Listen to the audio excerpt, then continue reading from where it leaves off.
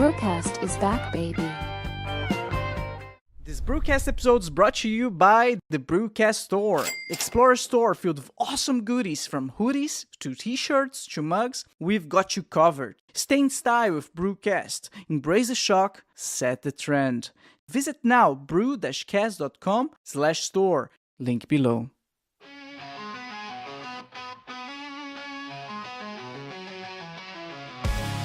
BRUCAST is back, baby. Feel the rhythm shake. Hear the guitar wailing. Let the music break. Alright, hi everyone, welcome back to another BRUCAST episode. If it's your first time watching the show, make sure to like and subscribe. If you're listening to Spotify or Apple Podcasts, please rank the show 5 stars. This will ensure that the podcast is recommended to even more people and allow me to keep doing what I love. BRUCAST also on Instagram, X, and TikTok, where I upload shorts with the highlights of the show. So follow now, BRUCAST on Instagram, X, and TikTok. Links on the description below. Touch the sky. You know what? It's giveaway time! Hey there, BRUCAST fans, are you ready to snag some exclusive BRUCAST gear? Well, listen up. We're giving away a limited edition BRUCAST cap, and it's super easy to enter. All you have to do is subscribe to our YouTube channel. That's it. You'd then be running to win this awesome cap. But don't wait too long to subscribe now, because this giveaway won't last forever. We'll be announcing the lucky winner at the end of October 2024, so stay tuned, and good luck to everyone. Of course, thank you so much for being an amazing part of the BRUCAST community, and once again, subscribe. Before we dive into today's episode, I want to quickly share something with you. Take a look at this graph that is on the screen right now.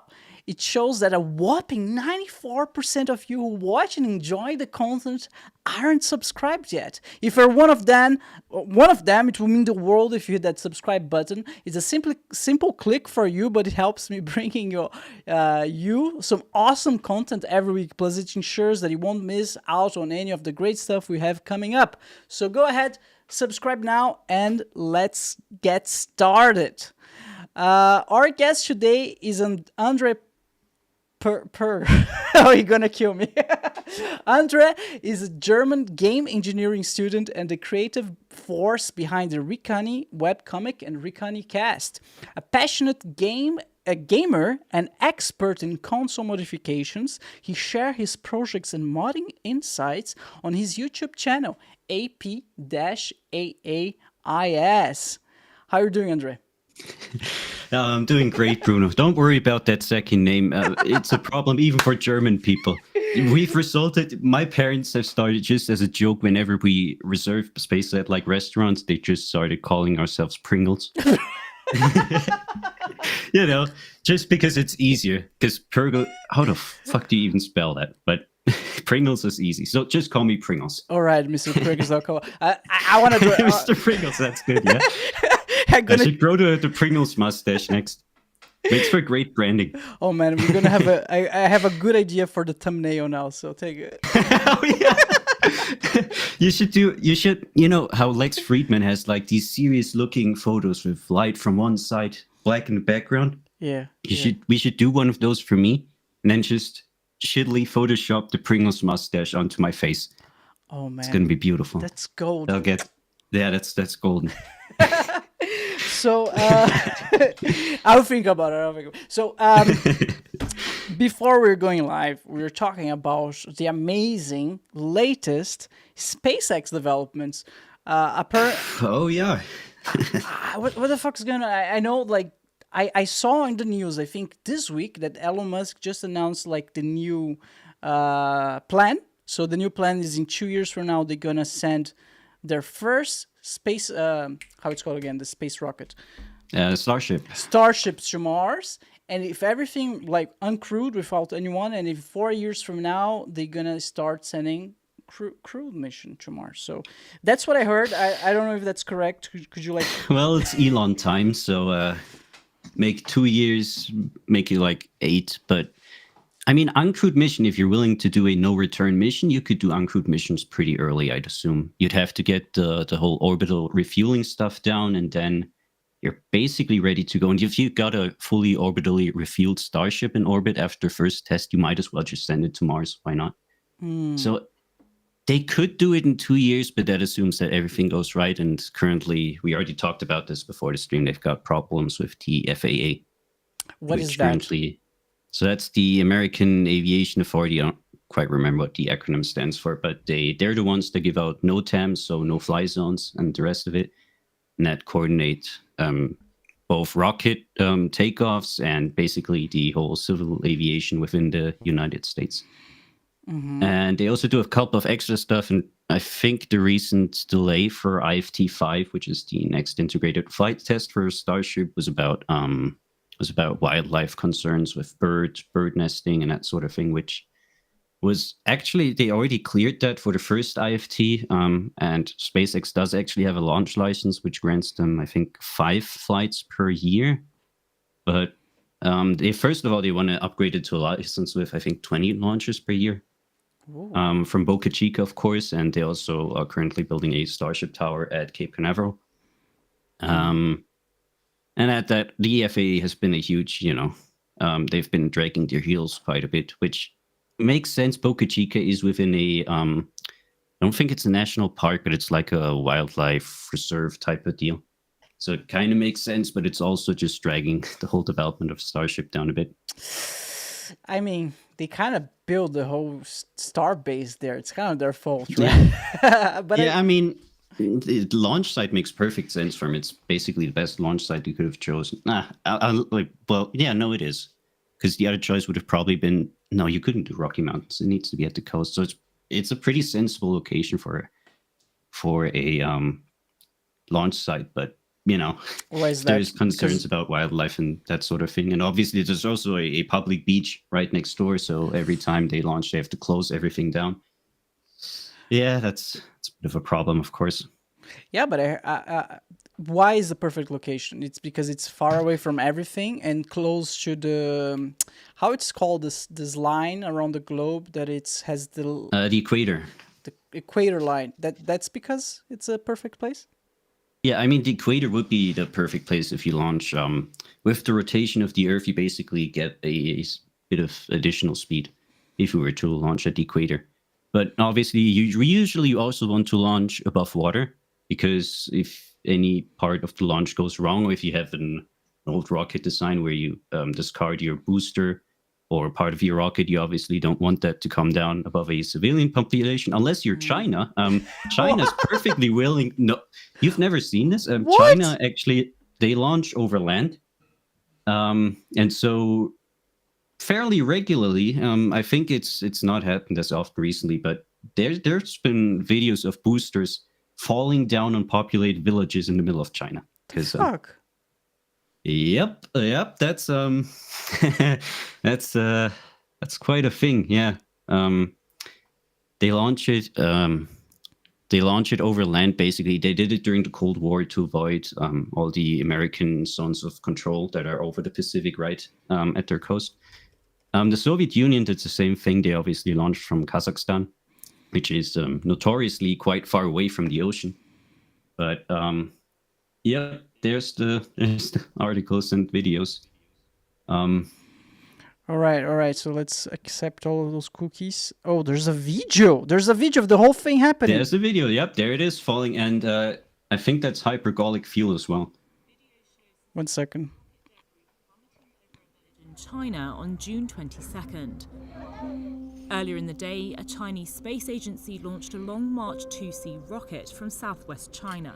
The company hailed the launch a complete success in a statement. In a now deleted government post, authorities said they were going to conduct a rocket debris recovery mission. The notice added that residents were advised to stay outdoors and away from the debris. There have been no reports of injuries. CNN has reached out to the space agency and China State Council Information Office for comment. Well, it seems that no one got injured, so that's good. Yeah, but that was basically just luck. Again, I don't remember if it's hypergolic fuel. If they use toxic fuels as well, that'd be just the tipping of the iceberg, basically. But yeah, that's that's not cool if you live in that village. I mean, it's something to talk about. It's a great conversation starter. You know, that one time a rocket booster almost fell on my head. What? No, come on. For real? Yeah, I'm just saying that'd be great. That'd be a great conversation starter. Oh, okay. Oh. No, it didn't happen. A lot of dumb shit happened to me, Bruno, but so far no rocket booster has fallen on my house.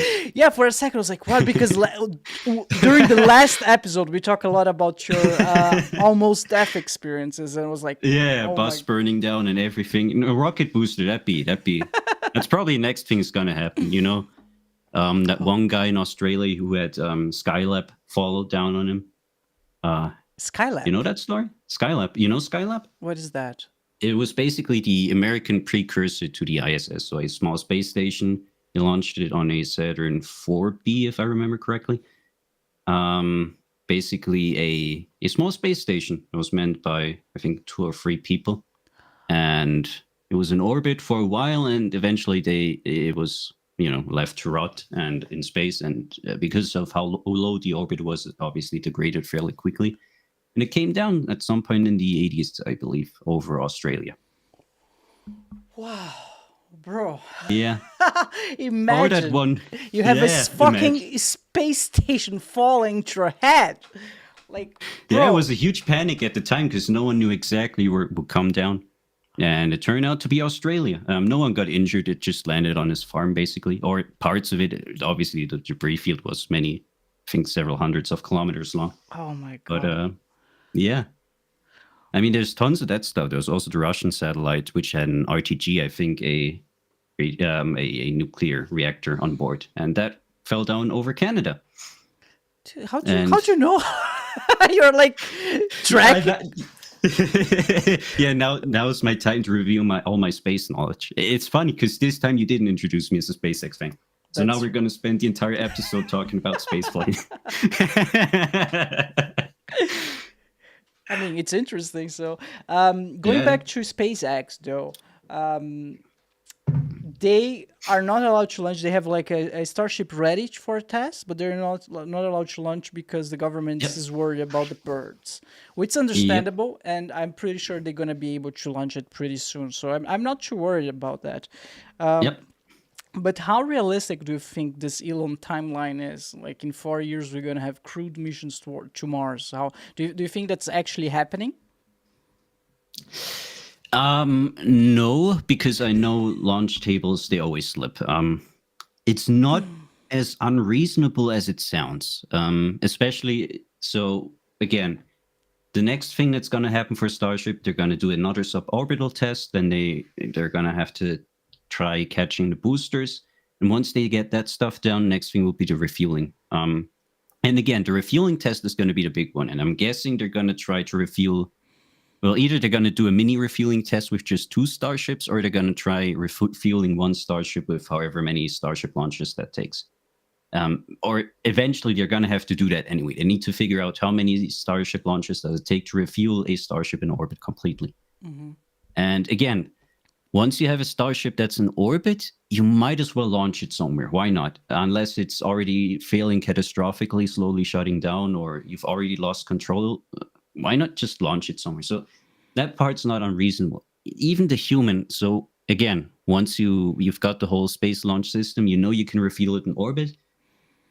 You could launch humans pretty soon. You obviously need to design the entire Starship interior.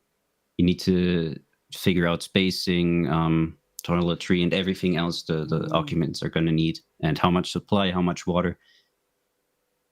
Well, if we just suddenly return to like the 60s mindset of US space flight, where Kennedy held this big speech about going to the moon, not because it's easy, but because it's hard. If whoever's going to be the next president of the United States comes out, holds that speech and says, within my term of presidency, we're going to launch some humans to Mars. It's going to be a one-way mission. There's basically a 0 or 1% chance that they're going to make it back alive, but we're going to launch it in 4 years, and we're going to spend as much of our national resources as it takes. Yeah, you could do it. But no, unless that happens, which is basically very unlikely to happen, unless China comes out tomorrow and says, actually, we've got a fully working Mars rocket and we're going to launch it tomorrow. unless that happens, it's obviously not quite realistic. It's just, it's not even that much of a problem of designing stuff or finding volunteers or training volunteers or designing the starship interior or everything else. It's certification. That's the big problem. You need to certify every single component of Starship for a human launch. And if you had the 60s mindset of saying, we believe this rocket is probably maybe 50% of the time safe enough for human launches. And if you go in with that mindset, again, you could do it, but we try not doing that stuff anymore, even though basically the whole Apollo, Mercury, Gemini, and Apollo series of launches, that was just very lucky for the Americans. The Americans only lost one Apollo crew. That was Apollo 1, obviously. And they didn't die during a launch, but they died during testing on the ground in their capsule because of the oxygen environment. Then a spark went off and they burned alive in their capsule, that was horrible, yeah. But that's the only, until Challenger, that was all the humans they lost during their space flight, which was pretty insane. I see. Well, I wish Elon and the whole SpaceX crew good luck, because like what they're doing has never been done before, right? Like refueling a rocket in space and going to Mars, like that's brand new stuff. Like going to Mars with like this massive of a ship, like those are things completely new for the human race. It's ambitious, and it's ambitious, yes. That's why people like Elon Musk, because he's ambitious. He's one of the few drivers out there who really tries to be ambitious. And I mean, at this point, he's got a fair bit of street cred, because people obviously laughed at him when he said, "Oh, we're gonna have our boosters land, and we're gonna reuse our boosters." I mean, there were huge arguments from spaceflight experts and people from ULA and the like at the time, saying that's completely unrealistic. That's never going to work. You're going to have so much. There's going to be so much damage on your booster after a single launch. You're not going to be able to reuse any of it. Well, I was wrong. Yeah, I mean, science fiction is just science fiction till it becomes science fact, right? It has been exactly with that, like that for every technology. Yeah, unless it's stuff like I don't know, genetic memory or psychokinesis or stuff like that. that's pretty unrealistic. Even that, I think, would happen. Like, just take, for example, Neuralink, what they're developing right now. It's in like early stages, of course, but imagine version 15, version 20. What prevents them to actually implementing like a communication device in there?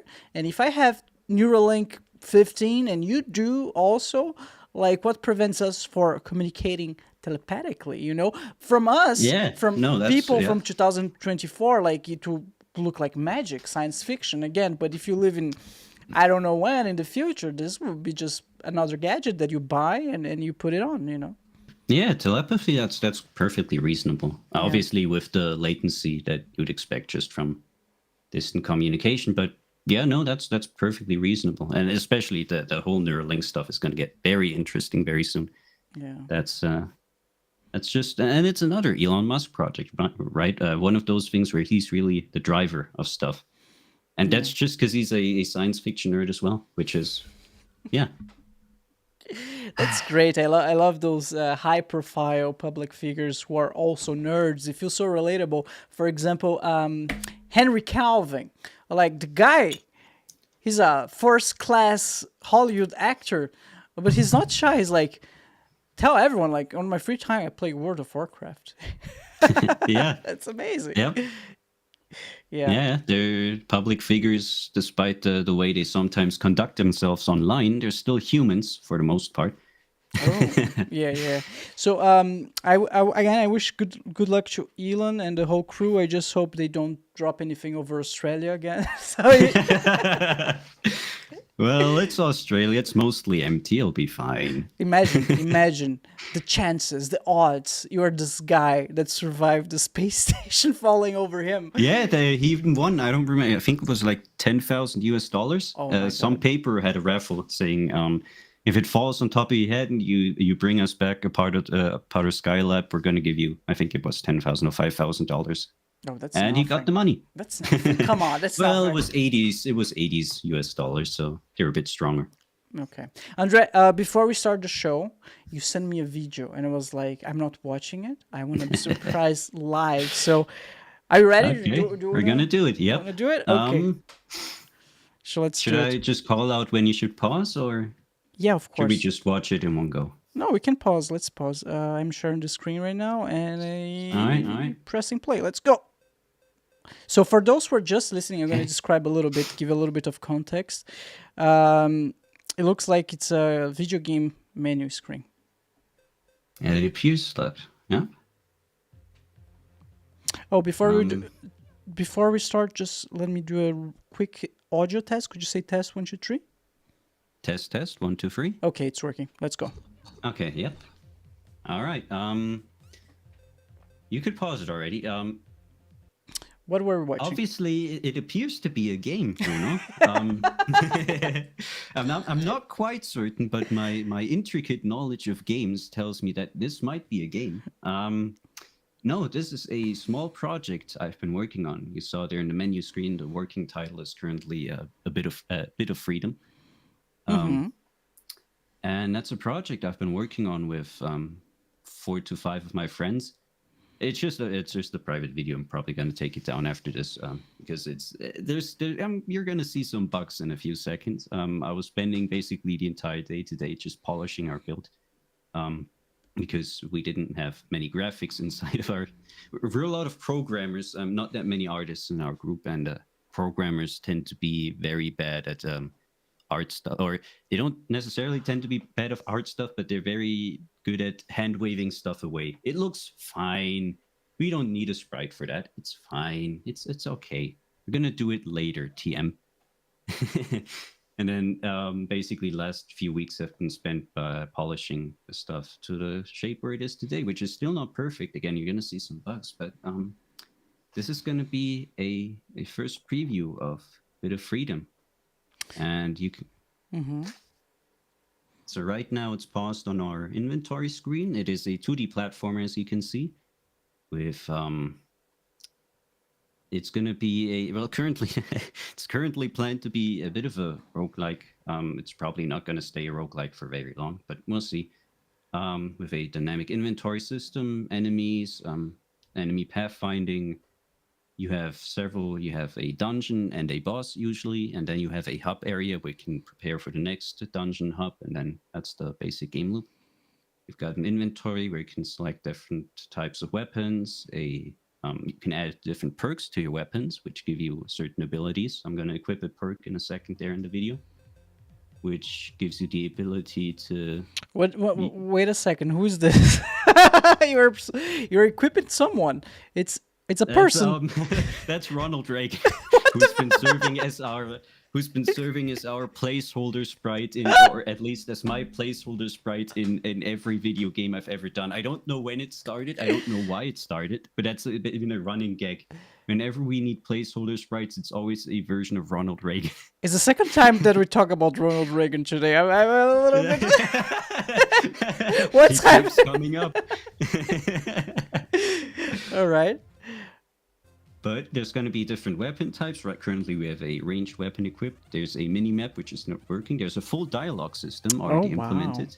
There's some small visual bugs that are going to come up later. The frame rate in the build is, for some reason, really bad, but it shouldn't be. We have a whole movement system. We have a platforming AI system for the enemies. That crap you just saw that navigated on top of that platform automatically. That's just not visible in the video. We have a drop system, loot system. We have a room system with room transitions, which will be procedurally generated in the future. Is that what they call the Metrovania game? Yeah, Metroidvania, sort of. Yeah. Okay. Yep, it's sort of in that vein. Yep. Right. Obviously, a complete sound system, reloads for your ranged weapons, that sort of thing. We have an objective system. I'm gonna kill those placeholder enemies in a second. They're gonna drop objective items. There you just saw I was going faster after I was hit. So we have a perk system, a whole event system for that stuff. Health bars for the enemies, of course. Health regeneration, health bar for the player, health system, that sort of stuff. Right. So for how long have you been developing this so far?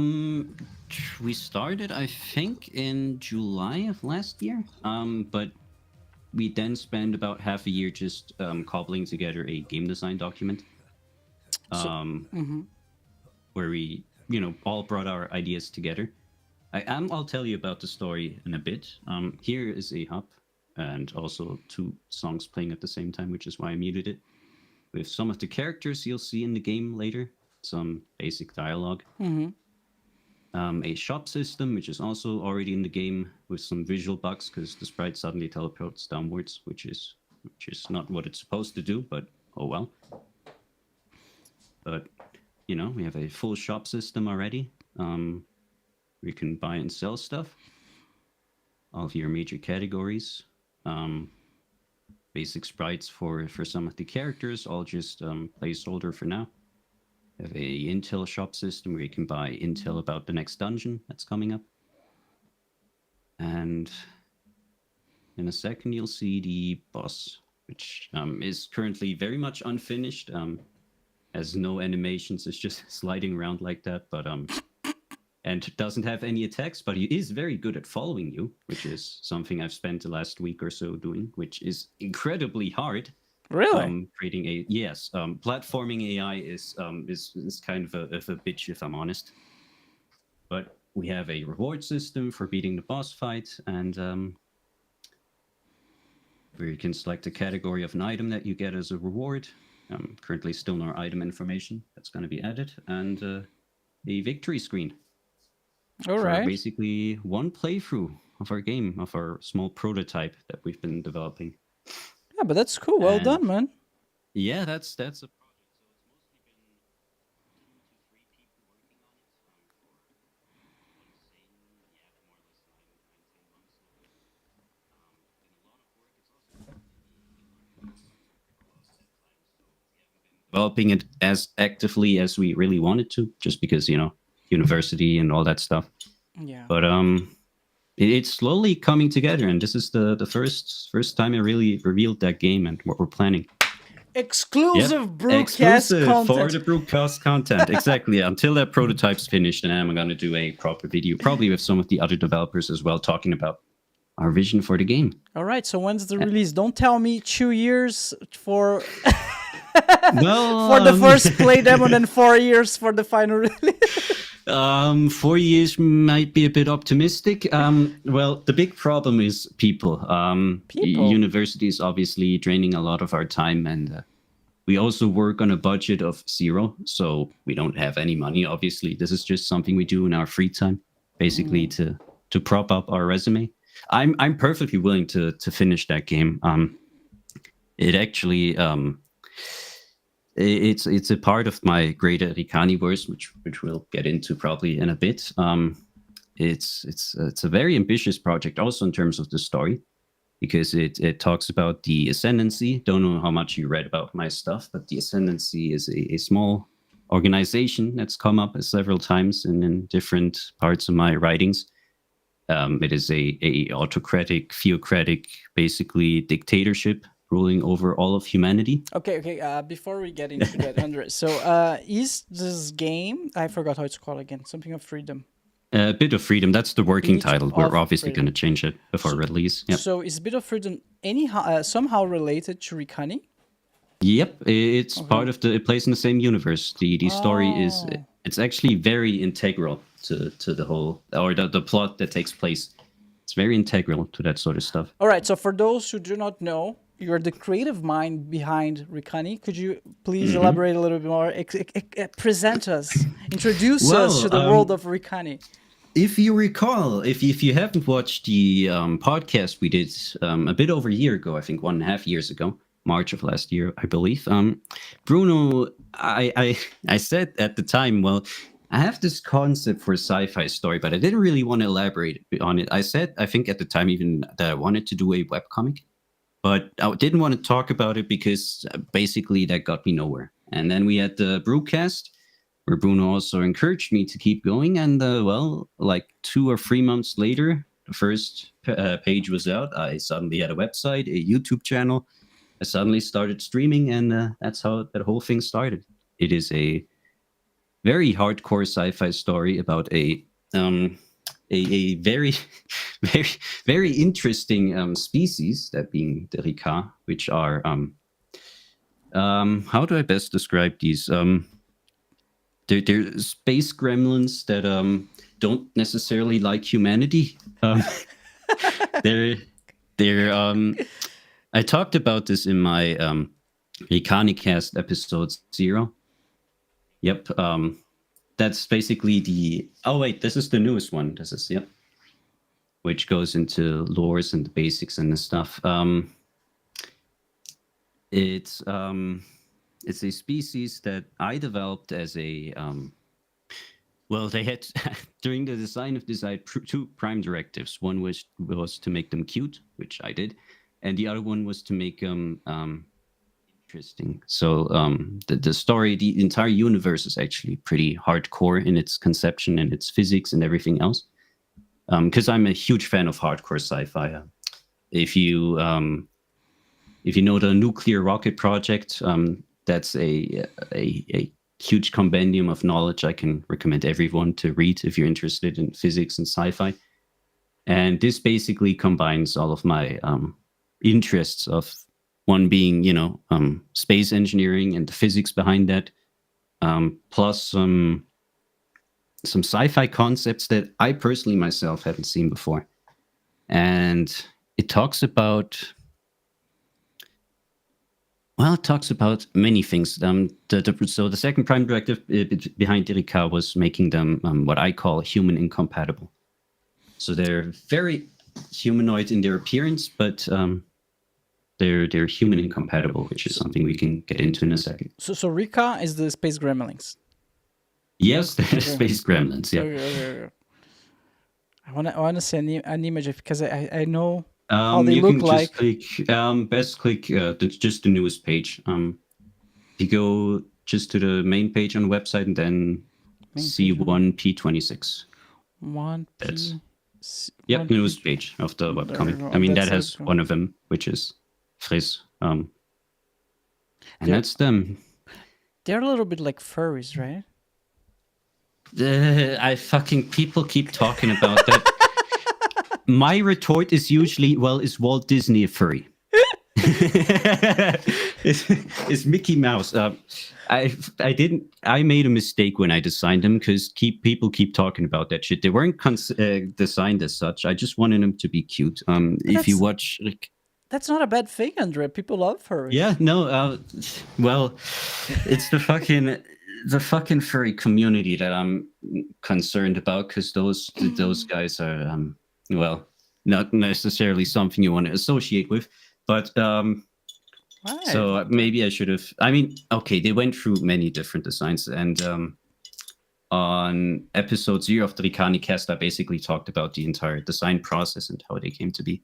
But yeah, maybe I should have changed that design a little bit. I don't think it's a bad thing. I mean, it works. I mean, a lot of people love. Yeah, it works. So so they are. So go ahead. Go ahead. So yeah, they're basically the main focus point of the story about everything that goes on in the universe. And they're species that, so I already said, I wanted them to be human incompatible, which talks about a lot of different things that I've been, so again, if you watch Rykani-Cast episode 0, it goes about how my entire process about all the stories that finally went into the Rykaniverse. And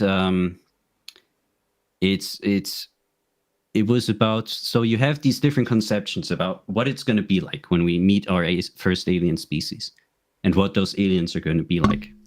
And you have different conceptions. So usually many stories talk about an alien force being hostile, of course. You know, they don't understand us humans, or they don't want us humans around, or they just want to exploit us and our resources, so they just take over. Another conception is that, which is stuff like, well, Mass Effect kind of did it. Well, Mass Effect does it with the Asari, that they're very human-like and they understand us humans and they like us humans, and we kind of just get together. And the Ryka, they're a species that is That's something completely different. It's a species that doesn't like humans in the sense that they don't care for us humans. So they're an incredibly old species. They're a species that has figured out spaceflight millions of years ago. They've been around forever, and that's also one of the answers to the Fermi paradox that I really like. So they figured out spaceflight early, and then tried spaceflight, saw that anything under light speed, just traveling across the galaxy with anything less than light speed takes forever. And then they just decided, you know what, spaceflight is boring. And then they never expanded. And they stuck around for millions of years until they eventually stumbled upon the resonance disruption theory, which is a huge, huge physical hardcore theory thing, which I'm going to get into eventually. It's going to be very intricate, very interesting to physicists, I suppose, but also not very easy to understand necessarily. But so they stumbled upon that thing, which through a very, very, very convoluted mechanism allowed them to achieve faster than light travel. And ever since they figured that stuff out, they've been expanding across the universe. And humanity basically stumbles upon them in this now recent period of them having achieved faster than light speed. And so Rykani-Cast episode 2 is very interesting in that regard, because it talks about the first meeting of the human and the Ryka, where the Ryka, it turned out, knew about humanity for a very long time, and their first reaction so they basically stalked humans for a very long time. And the humans, they eventually ran into a bunch of humans, and their first reaction was to just run away. Why they would stalk humans if you mentioned like they're indifferent towards humans? They're like a curiosity, but you have to understand that the Ryka, again, I recommend watching Rykani-Cast episode 2. But for the Ryka, there's only ever been the Ryka, basically. There's been nothing else. No other species, except for some bugs and some forms of fungus that they basically grow for their sustenance. But aside from that, it's only ever been the Ryka. So they're a very self-centered species that only cares about themselves. And that has only ever had one government, one language, and it's just them. And now suddenly, and basically whenever they expanded onto different worlds that had different primitive life forms, they just wiped them out. Because who cares? But now there's humanity, and humanity is something different, because humanity is intelligent. Now, the contact between the humans and Ryka isn't actually that much of a focus point of the story. It's just a side thing that talks about a couple of different interesting conceptions of how a first contact could work out. And of course, if you listen to Rykani-Cast episode 2, you very quickly figure out that it leads to war, because humans have no fucking idea how to handle with Ryka. It also has to do with stuff like the relationship chart, which I really wanted to get out the next episode of the Rykani-Cast before this episode of the BRUCAST, because the relationship chart is kind of a key to everything. But it's that. Do you know? Have you read some of my stuff? You know about the relationship chart? I have not seen that part. No. Okay. So the Ryka, you could call them stupid in some regards, but they're very particular about some of the stuff they do. And the relationship chart is one facet of that. It is a huge. So, okay, Bruno, you know about friendships and stuff? You know how two people can be friends? And yes. you know how you can be friends without telling anyone that you are friends now? Why? You can be friends with someone, but without telling anyone that you're friends? Yeah, like if you just talk to someone, you can be friends with someone, right? Yeah, maybe if you're not that intimate, you can call it a colleague, right? So it's a step before friendship. You're just colleagues. Yep, and there are many different types of friendships, but you never really think about that stuff. You just talk to humans, and maybe I like that guy a bit more than I like this guy, and I'm good friends with that guy, and you have different relationships with these people, and Levels of it's relationship, yeah. yeah, exactly, yeah. But unless it's like you start dating or you start marrying, they're not specific relationship states. You just you're in a relationship with someone. It's a friendship or maybe a rivalry. Maybe we hate each other or whatever. But it's a very it just happens one by one, just through different conversations. Things just happen, which is pretty easy, right? And pretty simple and a pretty cool system. It just laissez-faire, just let it happen. The Ryka decided that that's stupid, and so they created a chart that basically maps every type of relationship you can have with another Ryka. So one could be, well, friendship is too unspecific because there are many different types of friendship.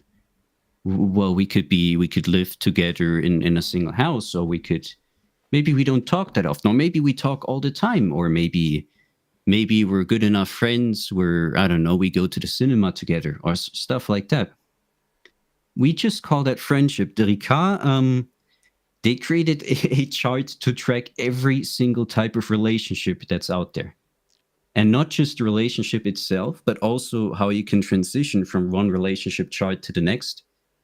What you're allowed to do in a relationship chart, what you need to do to change your relationship states, and that sort of thing. Okay. Why would they do that? Because relationships is a new concept for them? I mean... No, relationships have been around. It started in their several million year long phase of just basically sitting around a couple of planets and not knowing what to do. They're basically, it's not boredom, it's a bit more complicated than that, and it also integrates into their sociology. But it started out as a little thing and eventually just was integrated into their culture. So it's a chart. I recently mapped out the entire chart, just created a small program that maps out the entire chart. I guess I could show you, but maybe I'll show if you're interested, I could show it to you. But it's a 7-dimensional chart. It's on your website, on the Rykani.com? No. Oh shoot, I could send you a picture. Yeah, let's see. Okay, this is going to take a second because it's going to have to render, and it takes it takes my computer's performance to render it. It currently consists out of 266,000 relationship states. What? No, come on. Yep. André, let's take a break. 1 second. How relevant is this chart for the host? It's incredibly relevant. I doubt it. What the fuck? Yep. So if you listen to Rykani-Cast episode 2, the reason war broke out between humans and the Ryka is that the Ryka refused to talk about humans because humans weren't part of the relationship chart. Why they care so much about humans? You told me they are kind of aggressive species. They don't care. They are indifferent. They're indifferent. But why they just don't wipe out all humanity? And because you told me one of their goals is like to expand towards the whole galaxy, right? No, that's not universe. One of their goals. It's just the pastime they have. The pastime. Okay, so what's preventing them to just wipe out all the humans and just colonize the planet and move on? Why they're so Nothing. focused? They don't care enough. So why they're so focused on creating relationship charts? They do it between themselves, but not between humans. Okay, so what's their deal with humans? Well, okay, that's very difficult. So humans basically throughout the entire time try to get in contact with the Ryka because they have this crazy advanced technology, all this and obviously if there's a different species in the galaxy, we want to be able to talk to that species. We want to be able to, well, maybe not hang out necessarily, but we at least want to say, okay, this part of the galaxy is ours, this part of the galaxy is yours. If you come to our planet, you need to follow these laws. And so humanity has a vested interest in talking to the Ryka. The Ryka, on the other hand, just want to be left alone. And they have many different endeavors that they're on, things they try to do. I'll talk about that stuff in the coming episodes of the Rykani-Cast and the comic. But humans basically don't figure into their plan. And Rykani-Cast episode 2 also talks about that because humans can't be part of the relationship chart. So because every single relationship state also determines or says this relationship state can only be entered by this certain type of members. So their main distinction is between normal Rika and virtualized Rika. Stuff which we would call AI, but it's not really AI. It's something significantly more advanced. And that's only basically all membership types they have. And humans aren't part of that, obviously. And so one of the big conceptions, it's also talked about in one of my Rykani Basics write-ups, is the question of, can you talk to someone without being in a relationship with them? What do you think, Bruno? I don't know about the Ryka, but between humans, just of human course. to human. Yeah. Okay, so yeah. So knowing each other is not a relationship? No. Let's back. You ask. Acquaintance is a relationship. But if I just go to the supermarket, I just buy groceries and I say hi, welcome, welcome. Why would you say welcome? I would just say hi. Here's the money. See you next time. Bye. Like. Yeah, but now you know that person. Not now necessarily. you're acquaintances. Not necessarily. If I'm just looking you know at my what they phone, look like. If not necessarily because it happened to me. I know it's a little bit unpolite, but I already done it. I was just went through this whole purchasing process at the supermarket at the cashier, just looking at my phone. It's extremely unpolite, I know, but I didn't even saw I didn't even saw the person. I don't know how they look like, so maybe it's an exception. Okay, but did you talk to him? Not I said hi and thank you, Okay, well, okay, I'm gonna need a second here because I'm looking at the chart and it's So you are suggesting that this is already enough to build a relationship as. So in the Rika consider that to be the case. So basically, even just exchanging glances is enough. Once you know about the existence of another person, you're already in a relationship state with that person. Dude, you should totally embrace the furry community. I'm sorry. No, fuck no. Nope, absolutely fucking not. But the interesting part here is, of course, now humans want to get involved. They want to be able to talk to the Rika. But the Rika are unwilling to talk with humans unless they're in a relationship state that allows them to talk. Okay. Which obviously causes issues. And that's a huge part of the reason why the initial treaty war kicked off, because the humans wanted to sign what they called a treaty of friendship with Rika, basically just demarcating parts of their galaxy and just being a symbolic piece of friendship, saying, okay, no war between us, we're just going to be friends in the galaxy, which did not sit well with the Rika, obviously, because for them it was basically a huge cultural offense. You just talking to me without declaring your state on the relationship chart and just talking to me, that's incredibly offensive to Rika. And that's basically what started the spiral down into war. It's something I've thought about a lot. So I don't know how realistic any first contact scenario is, but like I said, most first contact scenario, either they somehow understand humans, they're similar enough to humans that they can understand each other, and if you eventually start becoming friends or enemies, or they're so different that we can't understand them.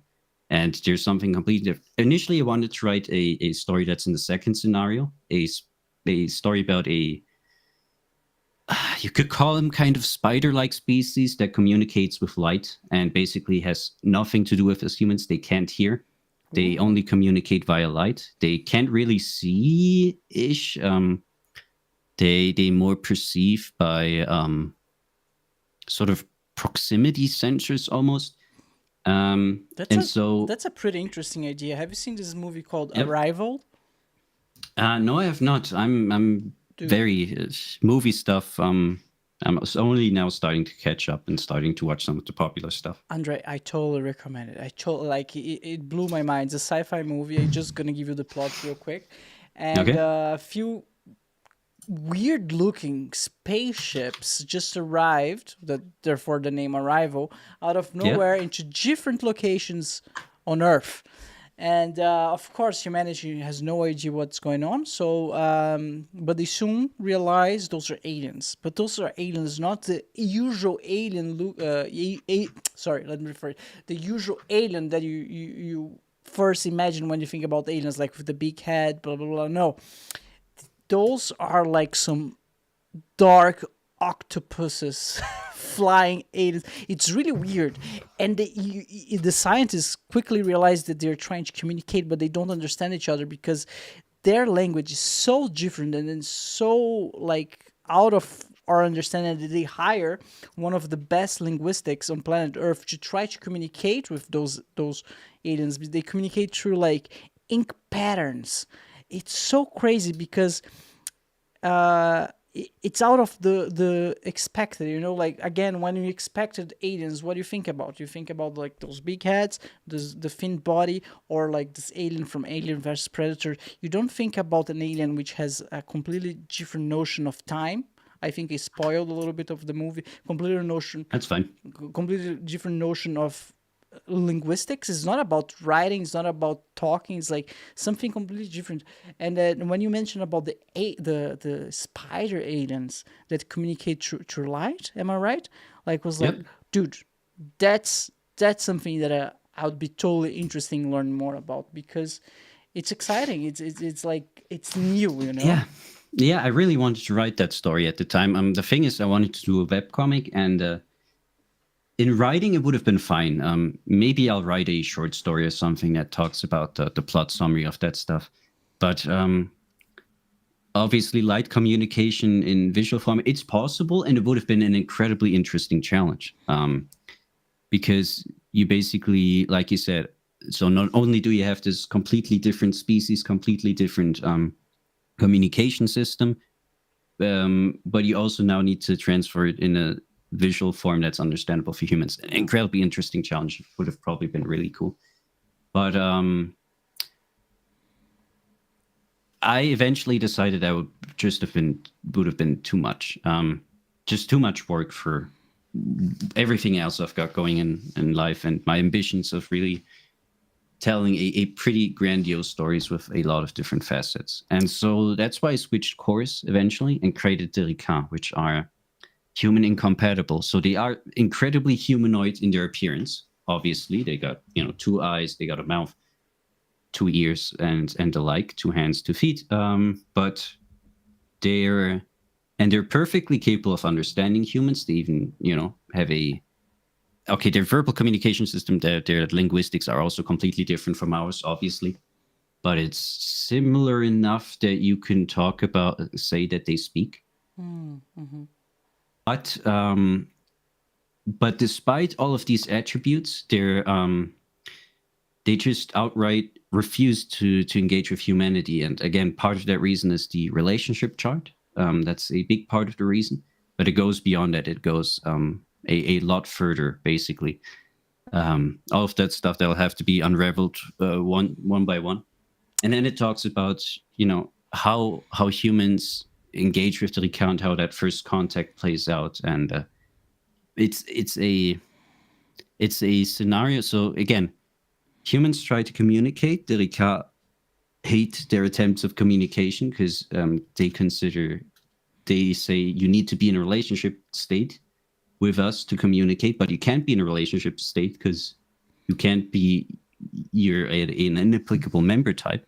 So then eventually war breaks out because the Ryka keep flying into human airspace. There's a big collision. Several thousands of humans die. Some asshole decides he's going to prepare for war and decides to bomb some Rykani outpost. War happens. Then a big thing that happens that I've talked about several times, the bombing of Earth. Dude, you're spoiling your own comic, right? Well, it's that one's been. Those are the major plot points. But Earth gets bombed by. It's non-organized action. It's a single spaceship. That's a bit of a spoiler. I haven't talked about that, but it was a single spaceship, a single group of Ryka of 12 individuals that took it on themselves to bomb Earth with their antimatter munitions. Kills at least 1.5 billion humans. Basically wipes out humans' government. And the humans immediately, well, even before they know about the bombing of Earth, because they obviously communicate with less than light speed, but humans decide to end the conflict. They eventually manage to talk with the Ryka, using a very interesting line of argumentation, saying so about the stuff of, do you need to be in a relationship to be able to talk with someone? The humans said, or the human delegation that was talking with the Ryka, trying to end the war, said, they said, hey, you probably have pets or livestock or whatever, and you can talk to pets or your livestock or other animals without being in a relationship with them, which was the line of argumentation that worked, and also really annoyed the Ryka, because they then figured out that the relationship chart was completely flawed and that they should include that stuff. But it's a line of argumentation that works, because you can talk to your cat, but you're not in a relationship with your cat. You're not in a friendship just because you feed it or everything else. Or even if you consider yourself to be in a friendship, your cat doesn't understand that, obviously. I just got an image from you. Is that the relationship chart? Yep, that's part of it. I'm putting on the screen right now. So as you Yep. guys can see, I need you to do it again. But could you explain it to us? I think that's easier. Sure. I don't see it on screen yet, but Yeah, but it's showing up. okay, good. So it's the relationship chart, and actually it's not the relationship chart. So I talked about the relationship chart. It's actually 7-dimensional. There's 7 main types of non-exclusive relationship types that you can be in another individual in. But so I casted it, the 7-dimensional chart, to 3 dimensions, which means it's malformed, obviously. That's not what it looks like. Or, okay, we can't even imagine the shape of it in real life because it's 7-dimensional. But it's also malformed in its appearance here. It looks like a star. But it looks like, yeah, because so I casted each of the main relationship types into its individual forward axis, and then basically have it segmented into 7 individual 3D charts with the up axis, down axis, forward, backwards, left, right, and 2, 3, 4, 5, 6, and back up. No, forward, upwards is the 7th dimension. Dude, that's too confusing. I have no It idea. is very confusing. That's why I wanted to. That's why the next episode of the Rykani-Cast is going to be very interesting, because it talks about a lot about the relationship chart, and it's very difficult to understand. But it talks about, it's this whole conception of a culture that is, as a human, you already asked the question. Well, that's really fucking stupid. Why do they care so much about that? Well, to them, it's an integral part of their culture. It's a centerpiece that a huge part of their society centers around. But to us humans, it makes absolutely no sense. And so again, in our universe, war happens. They eventually figure out a way to talk to the Ryka, and the Ryka are perfectly willing to end the war on the spot. Despite the fact that they completely beat all human military capacity, that they're perfectly capable of just wiping humanity out right now, they just decide not to. And that's very confusing to us humans. So again, we suddenly found them. They didn't want to talk to us. They killed a couple of humans accidentally. We went to war with them. They killed a ton of humans. We killed a couple of Ryka. We said, okay, we want to be at peace now. The Ryka said, okay. And the big part of the story that's talked about in the background across all my Rykani Basics and Rykani-Cast episodes is how humanity deals with that now. Because it's almost like a very basic psychological thing is that Pavlov's dog. No, I don't know. What is that? So Pavlov's dog. So the basic experiment you set up is you have a dog, you have a food bowl, and above that food bowl you have a bell. And every time you put some food in the bowl, you ring the bell. And obviously, after some time, that dog associates the bell with there being food. And so even if you don't put any food into the bowl, after a while, if you ring the bell, the dog will just go to that bowl. And that's just, basic psychology. So even dogs and animals can associate, can create basic associations. On the other hand, if you go against that and you, for example, punish your dog randomly by, slightly beating him with newspaper at random times, that dog will basically, usually it just turns very aggressive, because it doesn't understand what it's being punished for. It basically it loses all conception of what its owner wants and what's right and wrong, and so it responds with aggression after a while. And now here's humanity in a very similar situation of being met with a species that does completely unreasonable stuff, and that humans can't figure out. But the stakes are so large. Again, a single spaceship managed to wipe out 1.5 billion humans. Dude. A single attack. And so the stakes are so large, and humanity is so incapable of defending itself, that if humans do anything that pisses off the Ryka, they're dead. The problem is they have no idea what it was that even really triggered the first war, and they have no idea how to prevent a potential second war. How does all of this ties to the game that you're developing? So yeah, that's an awesome question. Should I spoil that stuff? No. Okay. No, I'm not gonna, no. Don't spoil. I won't spoil everything, but I have to talk about some stuff. So there's a subcontext already behind some of my writings and the Rykani episode. There being different Earth governments, and humanity being ruled by different governments at different points of time. And one government that's talked about a lot during especially the initial Rykani writings is the Ascendancy. Okay. The Ascendancy is like a theocratic state. It's based on ascentism, which is that's a big topic. I don't want to go into, but give us the summarized version. It's a future religion, but it's a religion that's not based in mysticism as much as our current religions are. It's what you'd expect a future to, or a new religion to be in like 2,000 years from now. It's a religion that's more based on science and self-improvement with some mysticism and the existence of God. And that religion got really popular in the wake of the Treaty War because of just how miserable humanity was. And the Ascendancy, a new government basically rose from that. And the Ascendancy was a very autocratic, a theocratic state, obviously very autocratic, very brutal towards its own citizens and towards everything it deemed to be immoral. And the Ascendancy has ruled for, I'd have to look up the exact timeline again, but for several hundred years.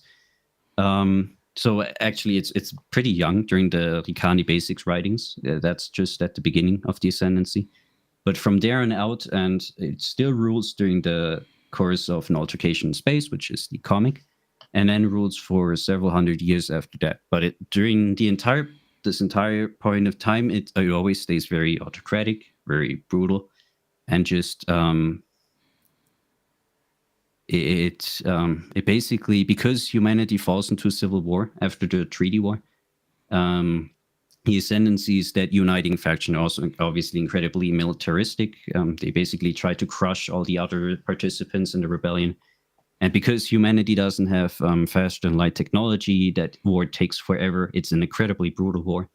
It's also a very uncertain war because, if you send a spaceship that's traveling at let's say best case scenario, 0.8 times the speed of light to a system that's, let's say, 9 light years away, okay, that's a travel time of 12, 13 years until it arrives. André, I'm sorry, man. I'm lost. So I swear, I'm sorry. I'm really sorry. The question was how the game ties into the story. Yeah. Okay. Sorry, I got a bit off track there. So, basically, this human civil war plays out. The Ascendancy is still around, and obviously, as longer the civil war is over, humanity gets a bit restless. Okay. And so we are entered with the leader of the Ascendancy is called His Holy Eminence. Okay. And we are currently, the Ascendancy is being led by His Holy Eminence Julianus Haken, who has decided to run on a platform of modernization and liberalization, trying to reconcile with the Ryka, trying to democratize parts of the Ascendancy, trying to liberalize and basically return humanity to a more, not necessarily liberal, but a more at least somewhat free society. However, his reforms don't necessarily go that well, and Bit of Freedom will tell you the story about a reactionary coup that takes place against Julianus Haken. Oh, okay. Now I get it. I get it. Okay. Yep. And obviously, with a situation that large, some Ryka do eventually decide to meddle in those matters, because the removal of Julianus would obviously change humanity's fate forever. And I won't go into too much detail, but it's a big moment for humanity, and you'll basically be left at the lever to decide the fate of humanity going forward. Man, that's interesting. Well, Andre, like, as I mentioned at the beginning of the episode, like, you're really the mastermind behind this whole universe, and you can tell, like, you have everything in your head. There's a huge, but for real, like, there's a huge lore behind it. And throughout the whole episode today, I was thinking, dude, like, this is the next George Lucas, because yeah, that's I what like it feels really, like, you know? Yeah, I like writing my stories expensive. That's one of the things I really hate about some modern writers and some modern Hollywood writers, because just of how shallow their stories are. And I really, when I do something, I like going deep. And, you know, I could basically imagine an entire room in my universe, and I could say, okay, that drawer that was manufactured by that company. And, you know, if I have two characters, that character is driven by like 30 different motivations all at the same time, and he has an entire backstory. And I like writing that way because it makes it very immersive and very realistic. Yeah, that's amazing. I had but I if I have like one feedback, if I may, Sure. I had this guy on the podcast, Daniel Thomas. He's an actor, and he's also a filmmaker, and so he's also used to create worlds and movies, right? Yep. And he gave me this amazing insight. He said, Bruno, confusing people don't make you an artist.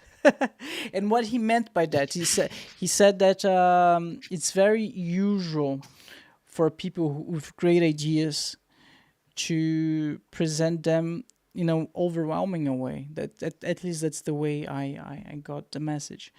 Yep. And I mean, your world seems amazing, Andre, but I'm gonna be honest, I got lost a few times. And so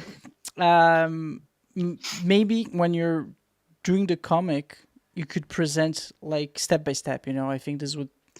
I think I haven't read the comics yet, but Yep.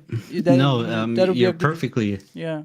You're perfectly right. That's something I realized very early on. And I also got that feedback very early. That's also why I decided to. So initially, the idea was just to launch the comic, and then I launched the first Rykani Basics write-up with that.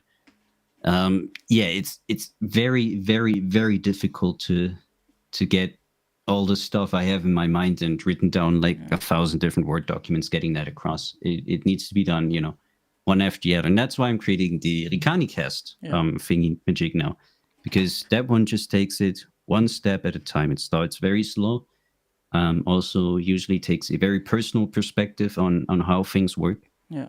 And that's something you need to do. Obviously, you can't just drop people on it, and especially with I will admit, I mean, my universe, it's incredibly complex. I've been working on it for, you know, just about 10 years now. If you go to the really early beginnings, where it was a completely different story. And obviously it takes, like I said, it takes some of my conceptions, my notions of the Fermi paradox and all the other stuff into consideration. And now, it's something it's also feedback I've heard many times. Whenever you ask me about the Rykani, but I've got one friend that's working on the game project with me who's now starting to understand the basics, because he was asking the same questions as you were during the early patches, asking, okay, but why don't they do that? Why don't they just wipe out humanity? Why don't they do that? And it's a very difficult, very arduous, and very slow process just to introduce humans to that stuff. Oh, for sure. And that's why I'm also taking it slow.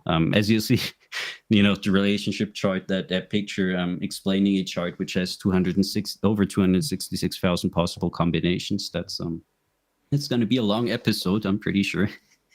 But it's great, man, because I can totally see that you are into something, and it's like you can see that it's big and great.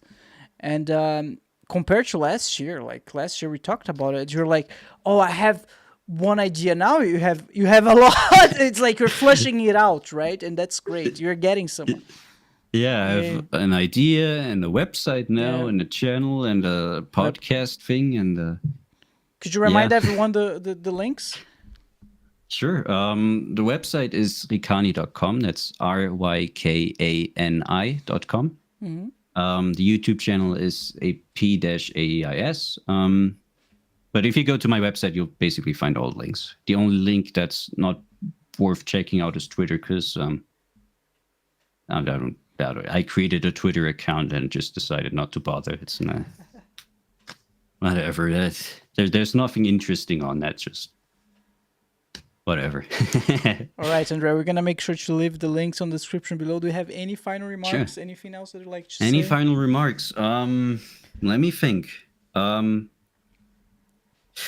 Well, I'm not usually as weird as I appeared in today's episode. I can sometimes act like a human. Trust me. I've been practicing a lot. You're not weird. People who watched the last episode of the Brucast will already know there was a lot of improvement between these episodes. I also lost my glasses. But last time I was on the Brucast, I basically got drunk off cider, and by the end of the episode, I was completely worthless. So, what? I've been practicing my humanity and appearing at least somewhat normal. And if you check out my channel, some of my content, sometimes I can be less weird than I was today, and maybe you'll find something you enjoy. Or if not, that's perfectly fine too. Everyone's got their stuff they like and stuff they don't like. And otherwise, just thanks everyone for giving this weirdo the time of your day and letting me rant about many different subjects, none of which you'll probably understand if you don't have the context. It doesn't matter. It was fun. Dude, thank you so much. I'm glad that we did this because, I love having those scientists, those doctors on the podcast, but I also miss having like friends and just chatting about more personal and things, more personal things that are going on in my friends' lives. So it was a pleasure. Thank you so much. Yeah, no, thank you so much. You're the one who kickstarted all of this. It all kicked off because you gave me the encouragement and finally dragged me in front of a camera. Keep going, and let's have another update in about a year or so and see how it's developed. Absolutely. All right. I'll be glad to be back. Let's do it. Thanks very much, everyone. And you know what? It's giveaway time. Hey there, Brucast fans. Are you ready to snag some exclusive Brucast gear? Well, listen up. We're giving away a limited edition Brucast cap, and it's super easy to enter. All you have to do is subscribe to our channel, and that's it. You'll be then running to win this awesome cap, but don't wait too long. Subscribe now because this giveaway won't last forever. We'll be announcing the lucky winner at the end of October 2024, so stay tuned. Good luck to everyone, and thanks for being such an amazing part of the Brucast community. Once again, don't forget to subscribe. It was a pleasure, everyone. See you next time. André, it was a pleasure, man. It's been awesome, Bruno. See you. See you. All right. So, thank you so much for hanging out with us today. If it's your first time watching the show, make sure to like and subscribe. If you're listening on Spotify or Apple Podcasts, please rank the show 5 stars. This will ensure that the podcast is recommended to even more people and allow me to keep doing what I love. Check out now the Brucast store, Explore store, filled with awesome goodies from hoodies to t-shirts to mugs. We've got you covered. Stay in style with Brucast. Embrace the shock, set the trend. Buy now at brew-cast.com/store. Again, that's brew-cast.com/store. Link on the description below. Be a BRUCAST model and get free stuff. We'd love to see how you and your loved ones enjoy BRUCAST. Snap a picture of yourself, your family, your friends, or even your pets wearing BRUCAST merch, or watching an episode of the show and send it to us and become part of BRUCAST. We will feature you and your pictures at the end of every episode, just like the ones you're seeing on screen right now. You can upload your pictures at brew-cast.com/contact or tag us on social media. Alright everyone, it has been a pleasure, thank you so much and see you next time. Bye bye.